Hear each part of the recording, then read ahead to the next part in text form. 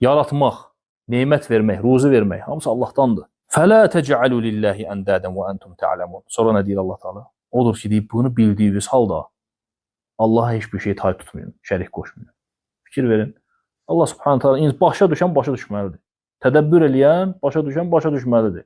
Ki, insan, səni yaradan mənəm.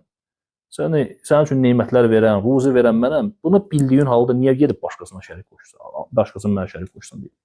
Yəni odur ki, rububiyyə tövhidi var ha. Allahın Rəbb olması haqqında, Allahın yəni yaratmaqda, mülkün sahibi olmaqda bu şeyləri dərk eləməkdir.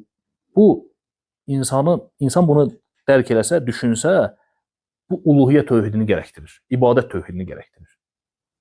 İnsan düşünməyib, hələ belə yaşayanda heç nə, yəni belə də olmalıdır. Bir düşün, sənə bunu verən kimdir? Bu nemətləri sənə verən kimdir? Artıq dərk eləyəndən sonra, dərk eləyirsən, ondan sonra sənə bu dərk eləməyi nəyə gərəkdirir? İbadəti. Şükür eləməlisən. İbadəti də artıq ağıllı insan bilməlidir ki, mənə ruzu verən Allahdırsa, mənə yaradan Allahdırsa, mənə yəni yedizdirən, çizdirən, mülkün sahibi odursa, kainatı idarə edən odursa, mən niyə görə onu qoyub başqasına ibadət etməliyəm? Ağılsızlıqdır.